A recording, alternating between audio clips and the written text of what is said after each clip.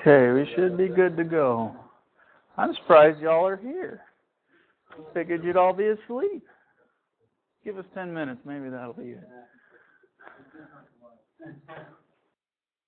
So, I hope you've submitted the exam. If you have not, you've got a big problem, because now you can't. So, this exam was the shortest exam I've ever given in page count terms.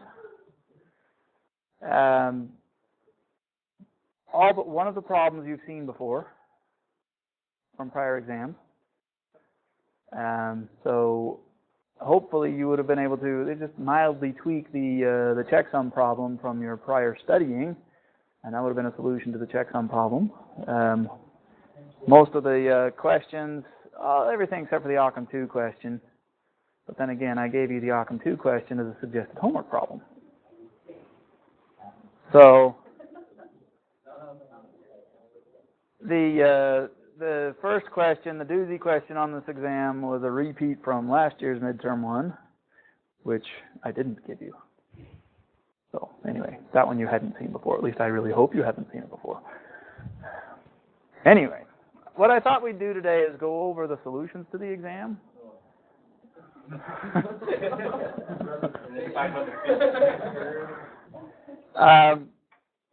It's going to take me a while to grade these things, and I don't expect any sympathy from you all on that point. Just realize that I guess one student last year said it best. He said, the whole time I was taking your take-home, Dr. Eames, the only thing I thought about was just the fact that you have to grade all these. And it gave him some point of solace. Anyway, so I am going to be grading them. I don't know how long it's going to take me to grade them, but I am not going to compile anybody's code.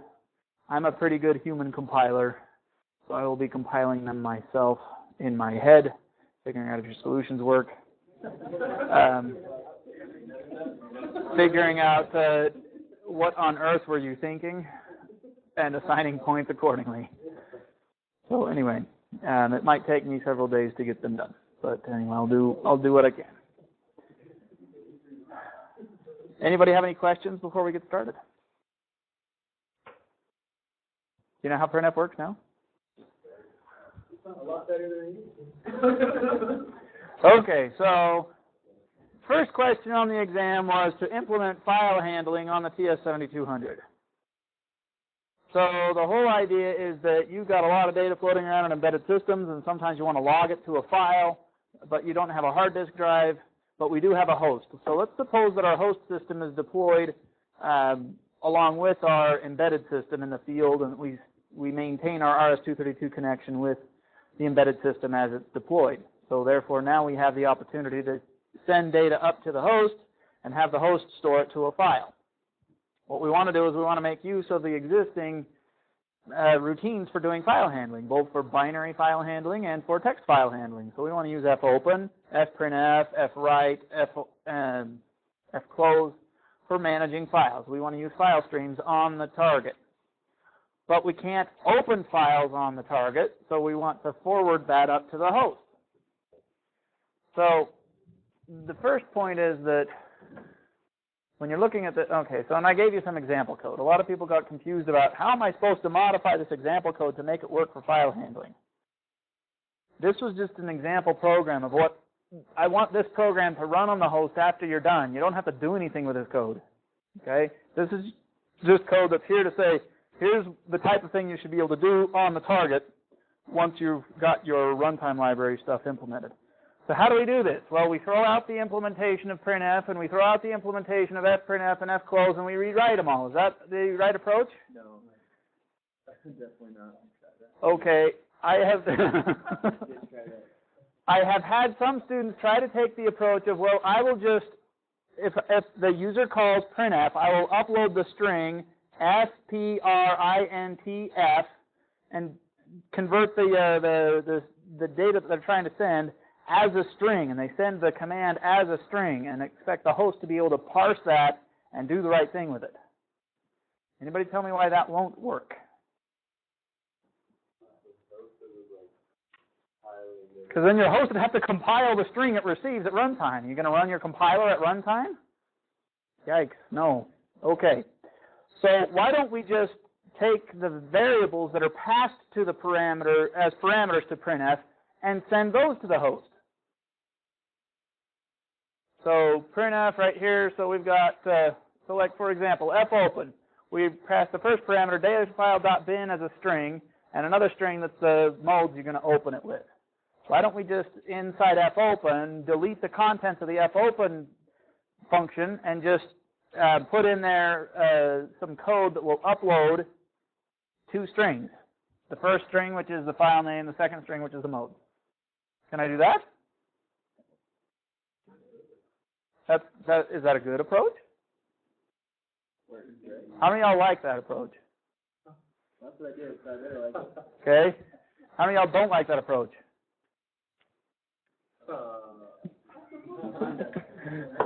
I don't like that approach. That will work. Okay, for fopen. That'll work. Okay, there's nothing wrong with that. Sort of. The problem is, okay, if you do that, what does fopen return? It returns a pointer to a file structure, right? Okay, is that pointer just a pointer, or does it actually point to something? When you call fopen, it returns a pointer to a structure. What's the structure? How does it get allocated? Y'all should have found this code. Inside fopen, there is a call that's __ SFP that does this more glue business. There's a linked list of available data structures in there, and it finds one that's available. And so it uses that as an available data structure for housing the file. Okay? So that data structure is the allocated space for the file. If you just simply delete the contents of fopen and upload that stuff to the host, where are you going to get the file pointer on the target? You'd have to allocate it with a malloc or something. Okay? And then you have to somehow keep track of what's on the host and what's on the target. So that's why it's kind of clunky to just delete the contents of fopen. What you want to do is trace fopen down the chain until you get down to the syscalls file. Okay? On your lab, you trace through all the nastiness of printf, and you got down to syscalls.c and the _write function, which took in 3 parameters, an int, a char star, and another int. We always ignored the first int. We just use the last two parameters, the char star and the length. That's the buffer that's already gone through format conversion, and it's just, we have a buffer pointing to a sequence of bytes that all we have to do is just dump it to the screen. Okay? So that sequence of bytes of length len, which is the third parameter that's passed, we just upload that to the host, and the host dumps it to the screen. So you've already traced through all of that code and figured out how all that worked under Lab 2. The other functions that we have to trace through are fprintf. Fprintf is the same thing as printf. It's just instead of passing the file pointer corresponding to standard out, you pass the file pointer that was opened with fopen. Fprintf will dereference the file pointer and grab various fields out of it. So you can't just pass a pointer that doesn't point to anything to printf, to fprintf.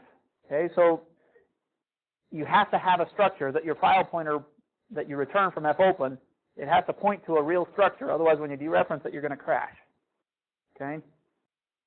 All right, so how do we go about doing this? Well, what we start off with is we trace through all of the printf code, we get down to _write. You trace through all of the fopen code, and you get down to a system call called _open that invokes some SWI shenanigans that leads to some assembly code. First off, and I've told probably most of you this, I told it a whole bunch of times on email, you don't do anything with that assembly code. You can just get rid of it.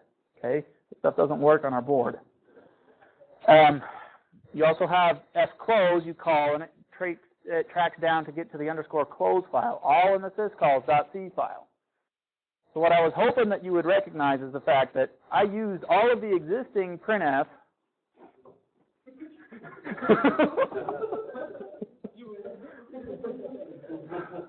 Sorry about that. Somebody was knocking on the door, and everybody was like, "Oh, I'll go in. I'll get it." Hope you submitted on time. Okay, so the only modifications that I did on the source code for the C runtime library in order to get printf to work were in syscalls.c. That was it. Okay? My intent for this lab was that on the target side, the only thing you modify was syscalls.c. And you just figure out how all those functions percolate down to syscalls.c. And all that you do is you get down to the point, you remember when I talked about operating systems and how operating systems, or how C runtime code traps into the operating system? When you saw the assembly code inside syscalls.c at the bottom of fopen, that was an invocation of a trap instruction to trap you into the operating system. We don't have an operating system, so the trap doesn't work. So if you just throw that out and replace it with code similar to what you see in _write, except for appropriately handling a file, that will suffice for what we're doing here. What this boils down to is you've got the target that knows what file needs to be opened and knows what data needs to be printed. You've got the host that has the capability of doing it. So what we have to do in order to answer this question is formulate some type of protocol where the target can tell the host what to do and the host can tell the target what it did. So we have to be able to send messages back and forth across the serial port. Okay? So regardless of where you chose to modify the target code, you have to be able to send data over the serial port to tell the host, hey, open a file, here's its name, here's its mode. Send me back some information telling me A, that you did it, and B, some handle that I can get to later. Then inside, when you're doing a print, what the print both in fwrite and fprintf, as you trace those guys down, they get down to the _write system call, and what that system call does is it boils down what you're trying to print to a sequence of bytes. It already does the format conversion, extracts all the variables, converts them to whatever it's supposed to convert them to, and boils it down to just a bunch of bytes with a length that you have to print. And that first parameter that's passed to _write tells you which file to print to. That is called a file descriptor. So when you get down to _open, _open is supposed to assign a file descriptor to a file. All the code inside fopen does is it manipulates, allocates and manipulates and initializes a file, an _s file object. One of the fields is called FD. _open returns an integer that you put into the FD field. When you call fprintf, some of the massaging that goes on inside there is it pulls the file descriptor out of the S file data structure and passes it to _write as the first parameter. So in underscore open, you return an int. In underscore write, you receive an int. So if you open a file, then the int that you pass back from underscore open will be passed to underscore write.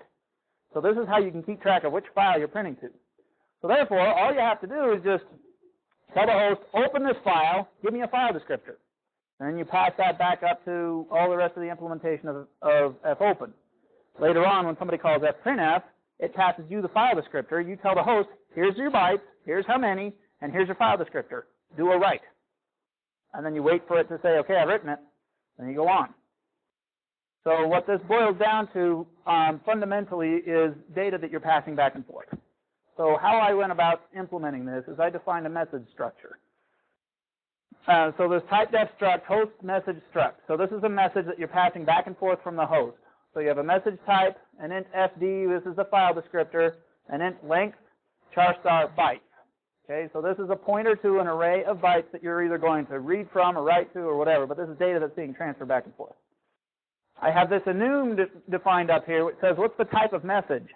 Okay, so I'm either going to tell the host to open a file, I'm going to tell the host to close a file, I'm going to tell the host to write a file, I'm going to have the host tell the target a file was opened.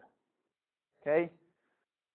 When you're opening a file, closing a file, or writing to a file, you just tell the host, do this. And you assume that you can either do a handshaking protocol where the target waits for the host to finish, or you can just tell the host, here, do this, and go on. When you're opening a file, you've got to tell the host, please open this file, and it's got to pass some information back to you. So the host has to decide what your file descriptor is. So as soon as, because you've got to have the host and the target both synchronize and agree, what is my file descriptor supposed to be? So you just delegate that to the host, let the host open a file, and then have it return what the file descriptor is. What should you use for a file descriptor on the host?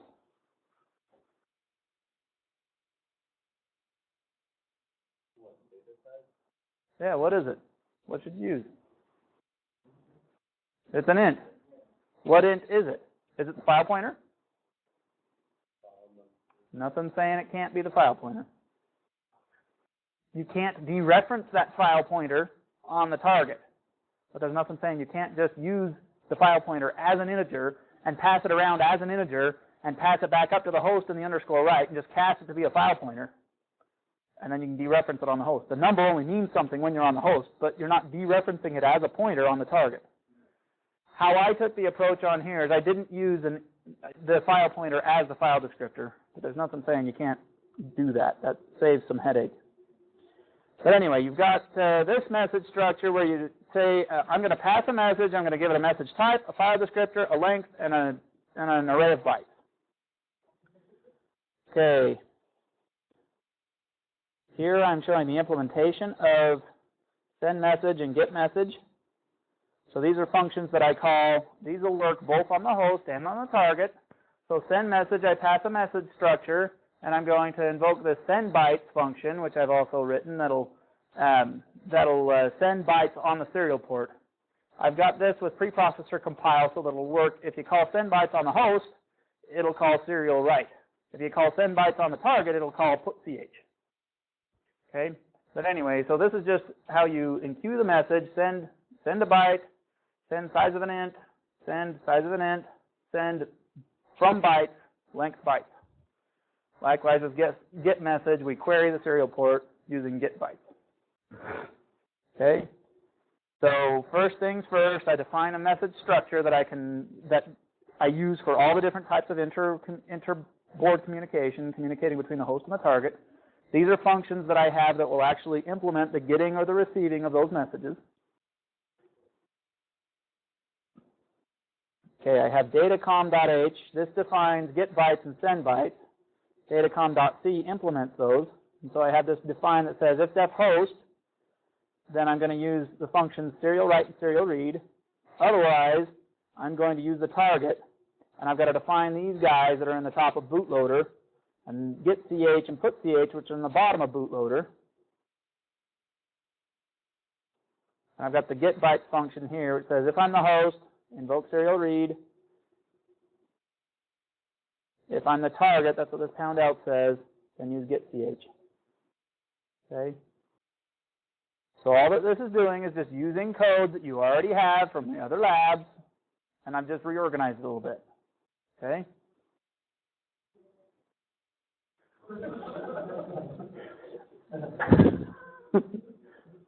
Okay, so where's all the meat? What do we do here? The meat here is in syscalls.c.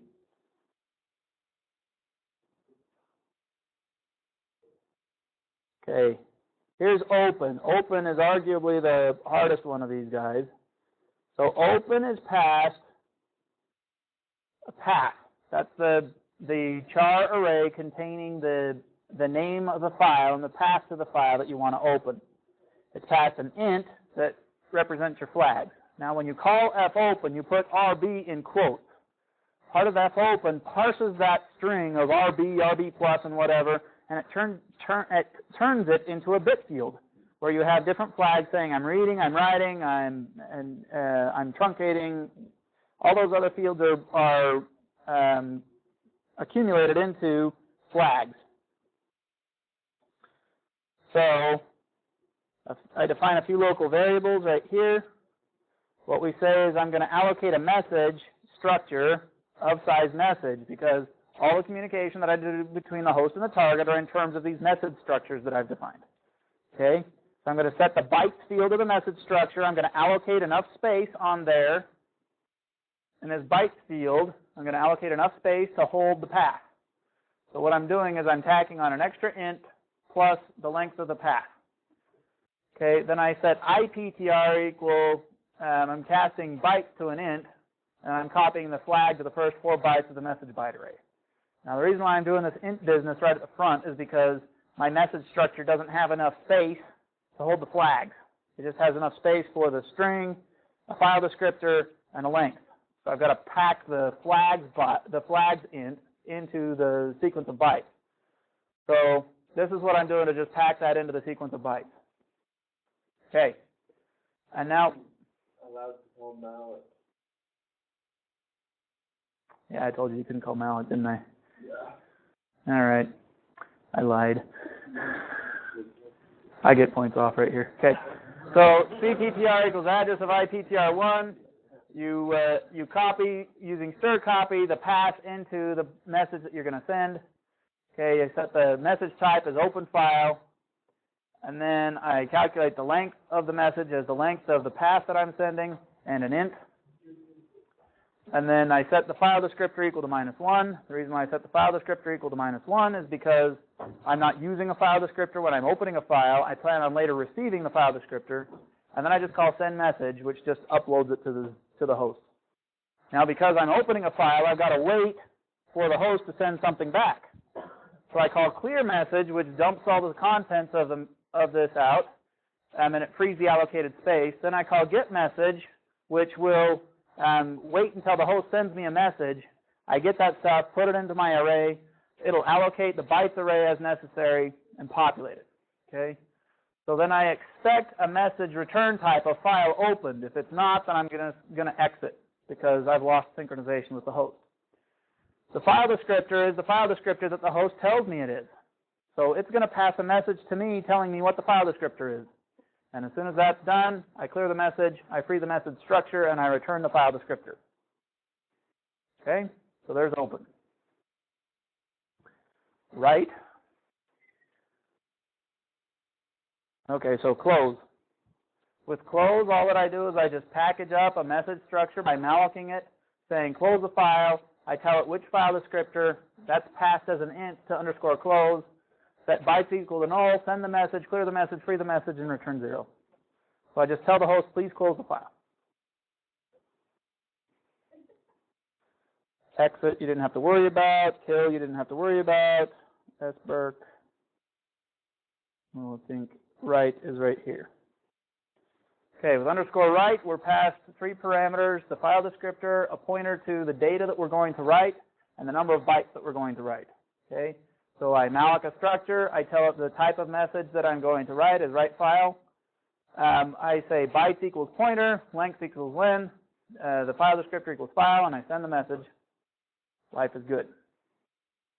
So that's all you have to do. Why doesn't this mess printf up? I'm using a file descriptor here. I didn't use it before when we were doing printf.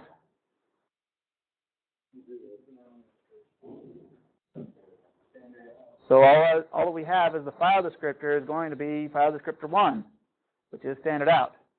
And that is standardized across every C platform. Okay? So all that I do is I just have here, this file descriptor will be file descriptor number 1, that indicates standard out. I pass that up, the host will recognize file descriptor 1 as standard out and make it work.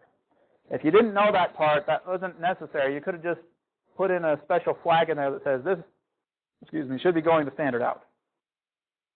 And that would have worked as well. Okay? So we've looked at close, we've looked at write, we've looked at open. So all that the target is doing is down here in syscalls is just creating messages, sending them upstairs to the host, telling the host what to do. Now what does the host do?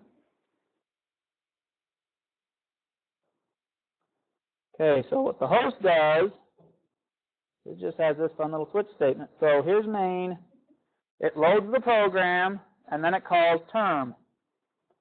So this is the same thing as what the code that you had in lab looks like.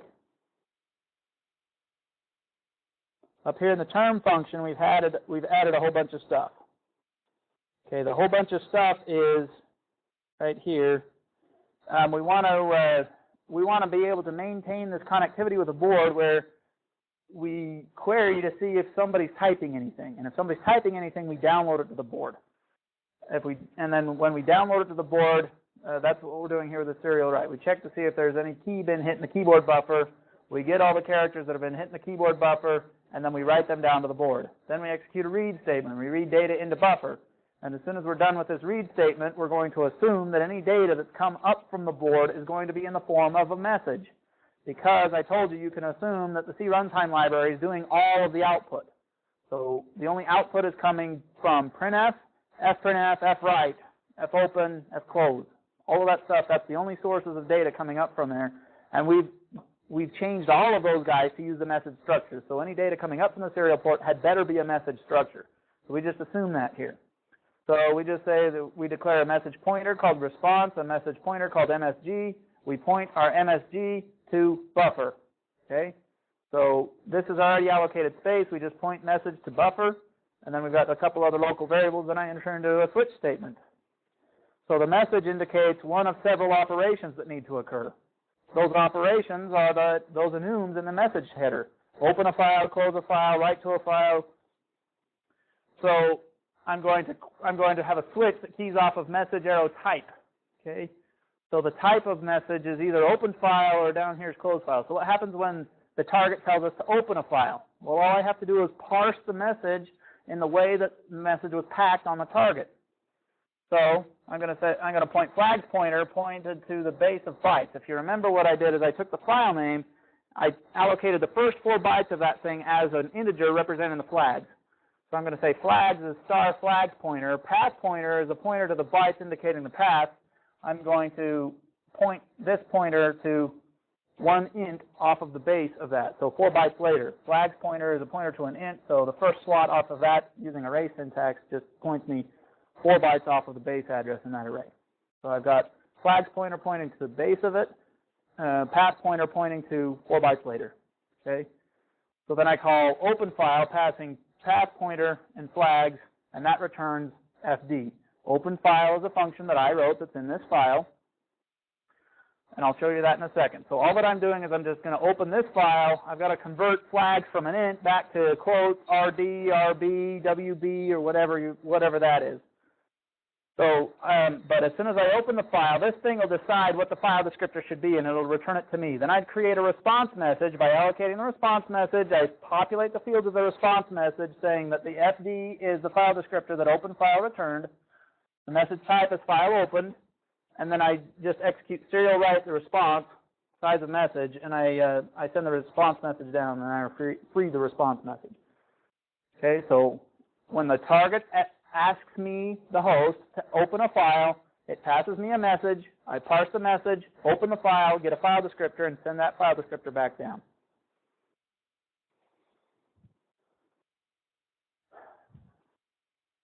When the target asks me to close the file, I just call this closed file, passing it the file descriptor.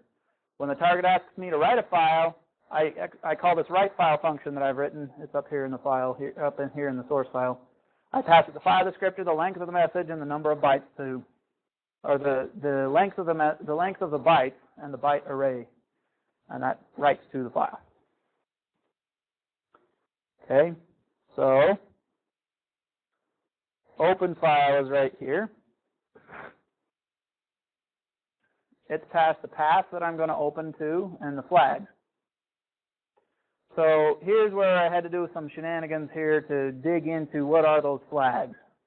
So if flags and append, I'm going to copy A into my string representing what are the modes that I'm opening this flag with, or this file with. If not flags and trunc, then I'm going to output this error. Otherwise, open the flags W. So I'm opening a flag for writing. So here I'm not supporting any file reading, so I just make sure that I'm either appending, and if I'm not writing, then I've got a problem. Okay. So I can either open it in binary mode or text mode. So I check to see if the flags and binary, I tack on a B, otherwise tack on a T, and finally I just call fopen, and that gets an out. Well, I lied. I'm using the file pointer as a file descriptor. So fopen pass, fopen flags, just calling fopen just like you've done 100 times. Check to see if it's null. Out is the file pointer. At this point, you can access what is the file descriptor of this file pointer by using the fileno, F-I-L-E-N-O function, and that'll access what's the file descriptor on the host, and you just use the host's file descriptor to pass down to the target. So otherwise, you can just use the file pointer itself as the file descriptor. Okay. The close file function just casts the file descriptor that got uploaded to be a file pointer. We call fclose. The write file, you pass it the file descriptor, you cast the file pointer, you just take the file descriptor, cast it to be a file star, and then you call fwrite, buff1, length, and f. Fwrite always works regardless of whether it's a text file or a binary file because I've already done the format conversion on the target and I've just uploaded raw bytes. So I'm just going to download raw bytes down to the target. Mitch. Don't you have to do something to get from a file descriptor to a file pointer? Because I take the file pointer on, so the question is, don't you have to do something to go from file descriptor to file pointer? There is a bug here, but that's not it. And we'll wait to see if somebody catches it. What you have to do to go from, now he's looking at where's the bug. So all that happens with the integer file descriptor is it sits inside the sfile data structure. You return it from _open, it gets put into the file descriptor field of the data structure. And when you call fprintf or fwrite, it pulls that number out and passes it down to _write. So _write just passes the number. I'm just using the pointer value as a number. There's no distinction about what the number is. Let's say we ran into this issue, but we were actually using the file descriptor, not the pointer to the file. Okay, so if you actually used the file descriptor and you pulled out the file descriptor from the host and sent it down, how would you get the file descriptor? How would you get the file pointer back? You'd have to use a lookup table. So on the host, you'd have to do like a linked list or something like that to where you index the file descriptor against its file pointer, and then when you do a write, you'd have to look up the file pointer from the file descriptor. Anybody find the bug?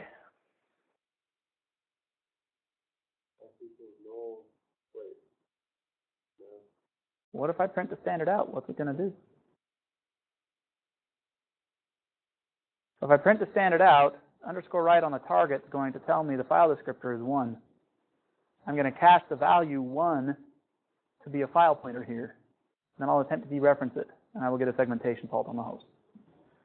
So I should have an if statement on here saying if fd == 1, then fwrite instead of to fwrite to standard out.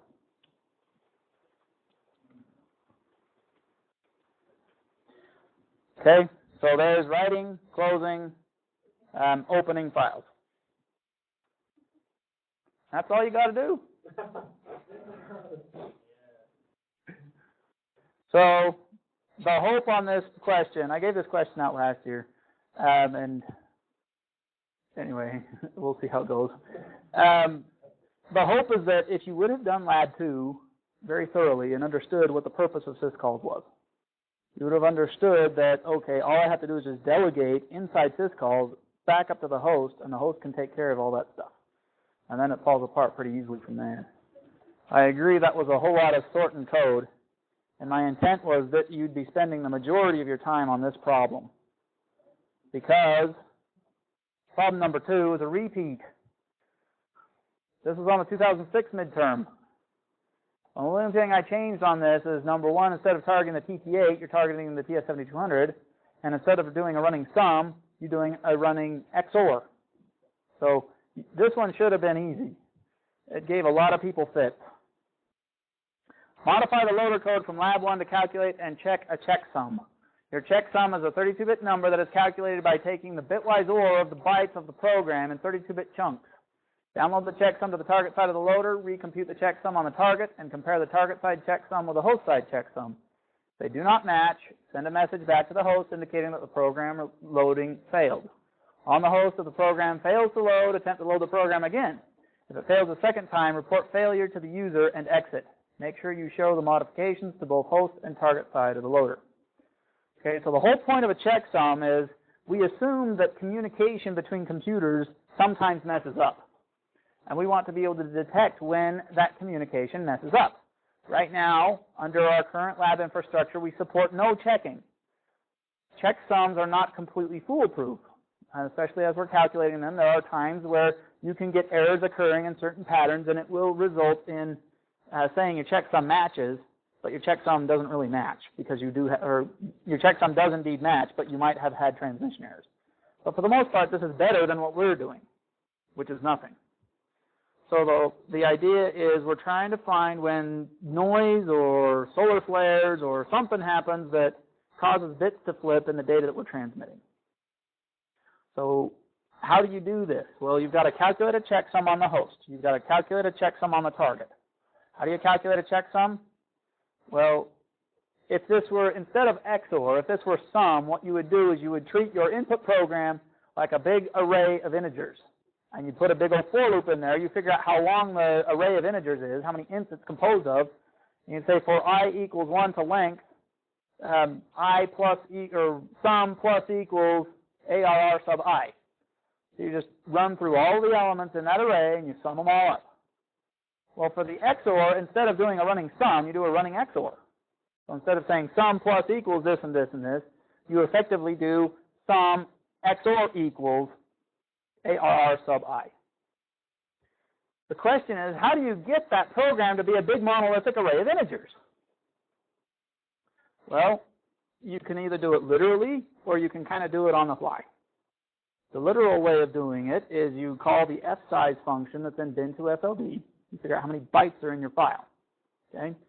And then inside FLD.C, you open the file, figure out how many bytes are in it. You malloc an array that's enough to hold the whole program, enough to hold the whole FLD file.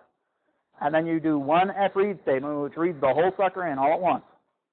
Then you take an integer pointer, you point it at the base of that thing, you calculate your checksum. Before you even load anything, you just calculate your checksum, the whole, all at once. Okay?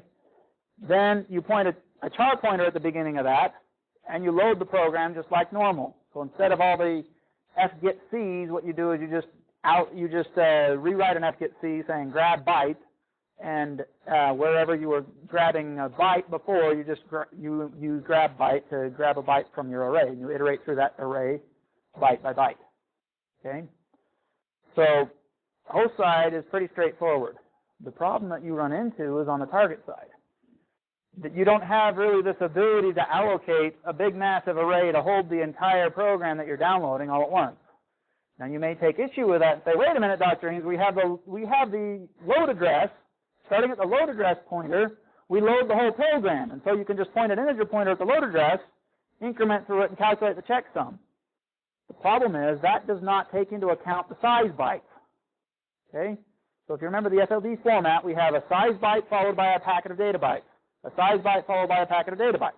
So we get one byte, which is the size byte, and that tells us how many data bytes to download, or to grab from the serial port and to copy onto our array.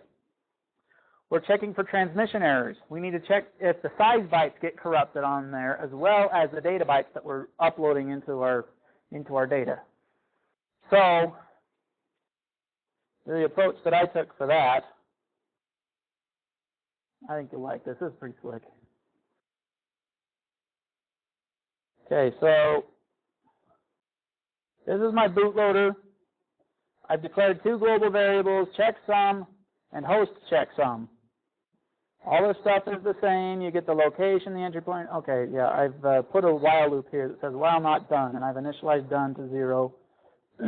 So while I'm not done, repeat this process of upload the pound, download the location and entry point, download all the packets and everything, and then I've got this guy down here. Okay, so this is the only block of code. This is where I check the checksum. Wait a minute, I've just downloaded everything. Where did I get the checksum? Well, if you know, every time you're getting a byte, you're calling getch. And getch grabs one byte from the serial port. I need to do a 32-bit checksum, so I need to grab 4 bytes from the serial port and do an XOR with my running total of my checksum. So what I do is I've just rewritten getch. So I've got a few static variables in here. Static int data. Static char star d pointer equals the address of data. Static int next I equals 4. So what I'm going to do is every time getch is called, I'm going to, if I don't have any data available, I'm going to grab 4 bytes from the serial port, and I'm going to store them in the word data. And then I'm going to return the first guy. And the next time getch is called, I'm going to return the second guy, then the third guy, then the fourth guy. Then I'm going to carriage return back to the beginning, grab 4 new bytes from the serial port, first guy, second guy, third guy, fourth guy, carriage return, first guy, second guy, third guy, fourth guy. So if next I is equal to 4, I'm going to upload, or I'm going to download 4 bytes. So I just say for I equals 0, I less than size of int, I plus plus. This just grabs a byte, and I just say d pointer sub I equals UART data. So this waits for a byte to arrive on the serial port. This grabs the byte that arrived. So as soon as I've done that, what I've done is I've populated the integer data with 4 bytes. Okay. So then all that I do out here is I say checksum equals checksum XORed with data. So that just takes my checksum and I XOR it with the next byte that I've the next int that I've downloaded. And then I reset next I equal to 0. Okay, so all that happens if next I is equal to 4. I return d pointer bracket next I plus plus. So this just constantly increments next I. So it'll return d pointer 0 and set next I equal to 1. Then it'll return d pointer 1, set next I equal to 2. As soon as it gets to 3, it'll return d pointer sub 3, increment next I to 4. The next time I call getch, I'll do this if statement that says if next I is equal to 4, then go in here, download 4 new bytes. It'll reset next I equal to 0 and start over. So this is how I can get 4 bytes that are all contiguous so I can do my checksum. I don't have to interrupt or mess with the rest of the bootloader code.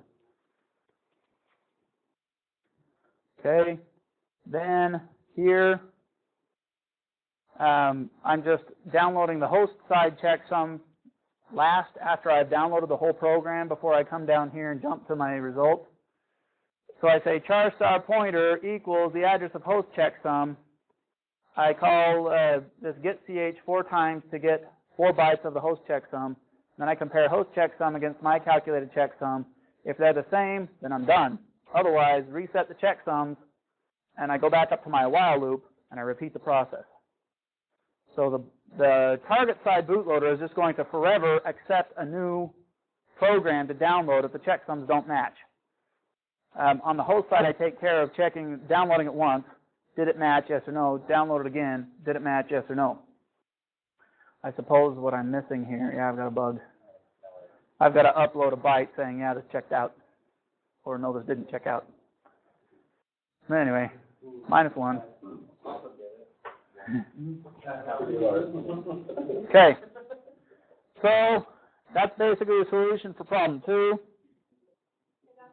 Yes, ma'am.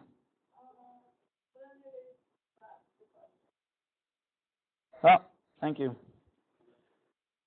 What happens if you don't have 4 bytes in the serial port? That's the problem. So make sure you always have 4 bytes in the serial port. Basically, you would have to design the host side to download 4 zeros or 3 zeros. If your program is not a multiple of 4, getch would fail because I would have to upload the very last time I'm uploading bytes or downloading bytes to the host. I've got to grab 4 bytes off of there. If the last packet is not if my program, the total amount of data that I'm downloading is not a multiple of 4, I have to make sure that it is, so I have to download extra zeros to pad it. But that's something you can take care of on the host side of the loader. Okay. Q&A. Define real-time system. Anybody want to fail the class?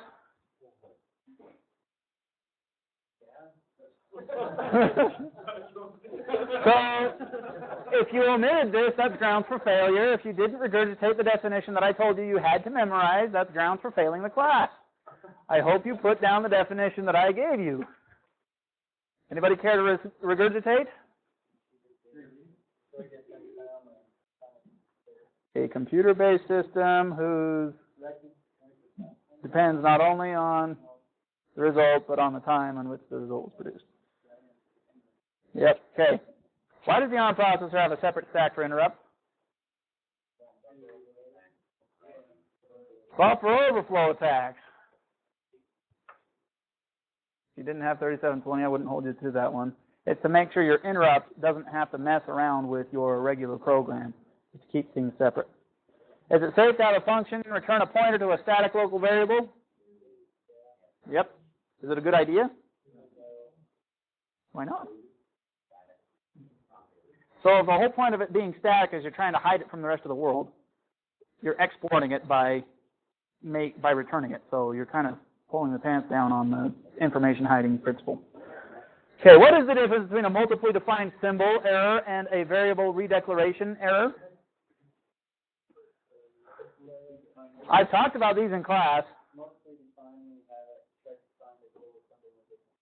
Multiply defined symbol, first off, is something that the linker yells at you about.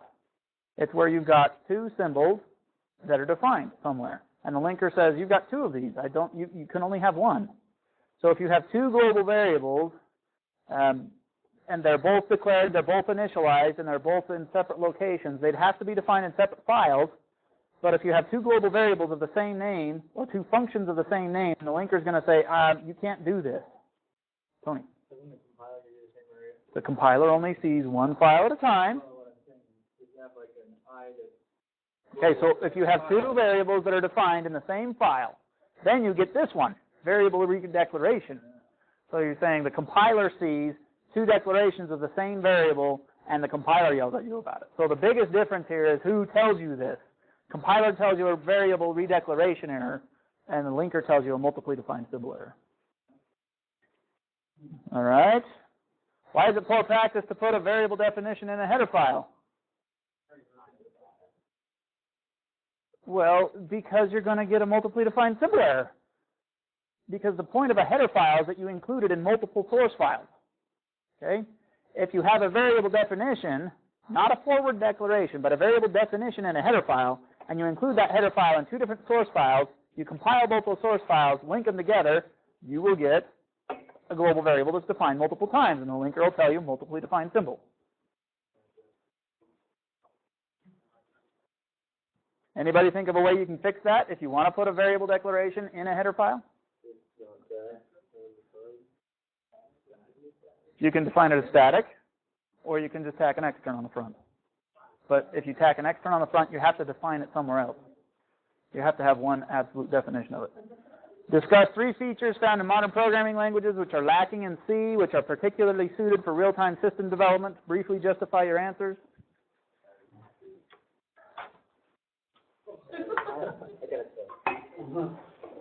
I know, we've been talking about it.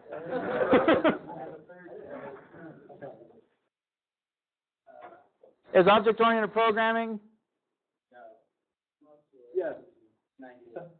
It's a concept. It is not a programming language feature. Anybody come up with one? Inheritance. Okay. Constructors and destructors. Polymorphism is a concept. Virtual functions would be a programming language feature. Non-sequential. Overloading could be a feature. Okay. So there's lots of different features. You would have just had to, if you were, these last two questions are just catching you if you're not reading the book. Okay. Are there any drawbacks to the syntactical rules for specifying operator precedence in Occam 2? How do you specify operator precedence in Occam 2? Parentheses. You have to use parentheses. So it makes it difficult to read. Yeah. So the other drawback is that it's Occam 2, and nobody uses Occam 2 anymore.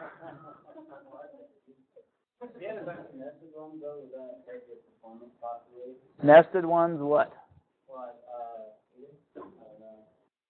Then I don't know. Are you talking about Occam 2 statements that are nested? Oh, so okay, performance. So if you have a bunch of nested statements and they're all embedded in parentheses, it wouldn't necessarily impact your performance because the compiler would compile them out. You're just trying to disambiguate things from the perspective of the compiler. Okay. The bonus. The test was open movie. You keep using that word. I do not think it means what you think it means. Princess Bride, Inigo Montoya. What? He didn't fall? Inconceivable. Yeah, that's how it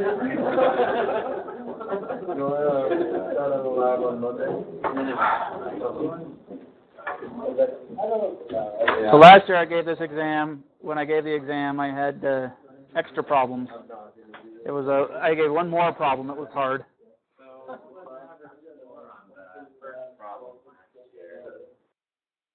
I don't want to remember.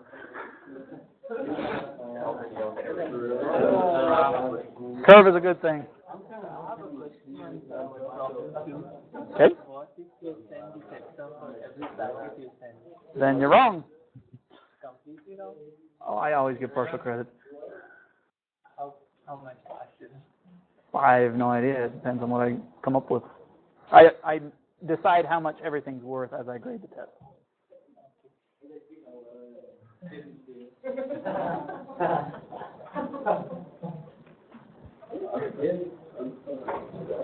That is horrible on the